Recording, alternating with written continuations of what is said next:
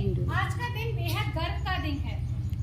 आज हिंदी भाषा सिर्फ वक्ताओं की ताकत नहीं, लेखकों का अभिमान है।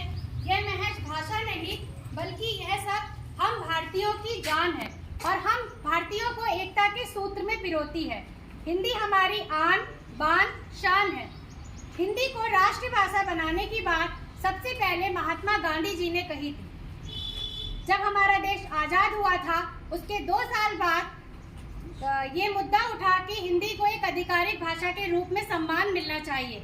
तो महात्मा गांधी जी ने इसकी पहल उठाई और वाद विवाद का सामना करने के बाद 14 सितंबर 1949 को हिंदी को राष्ट्रभाषा के रूप में संविधान में जोड़ा गया और पहली बार 14 सितंबर 1953 को बड़े उत्साह के साथ हिंदी दिवस मनाया गया।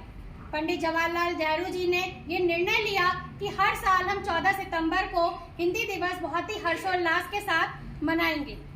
हिंदी भाषा नहीं भावों की अभिव्यक्ति है। हिंदी भाषा नहीं भावों की अभिव्यक्ति है। यह मातृभूमि पर मर मिटने की भक्ति है।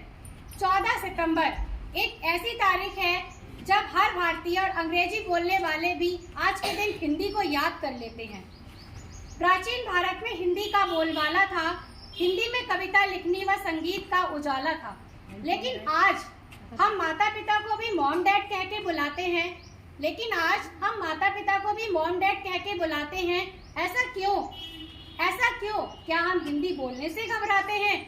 पिता की डांट से लेकर माँ की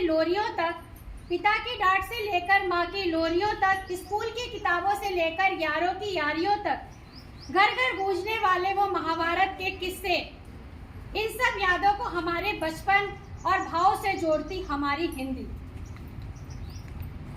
मानो हिंदी में जीवन का रस बसा हो। हिंदी सिर्फ एक भाषा नहीं, भारत की समृद्ध संस्कृति का पर्याय है। हिंदी की बिंदी को मस्तक पर सजा के रखना है। सिर आंखों पर बिठाएंगे हम, क्योंकि यह भारत माँ का गहना है। जिसमें है मैंने सब ख्वाब बुने, जिससे जुड़ी मेरी आशा है, जिससे मुझे पहचान मिली, वो ही मेरी हिंदी भाषा है। अंत में मैं केदारनाथ सिंह जी की एक छोटी सी कविता के साथ अपनी वाणी को विराम दूंगी।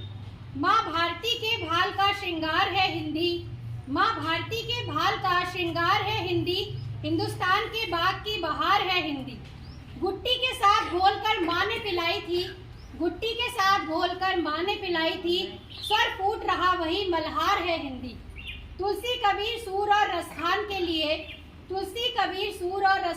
लिए ब्रह्मा के कमंडल से बही धार है हिंदी।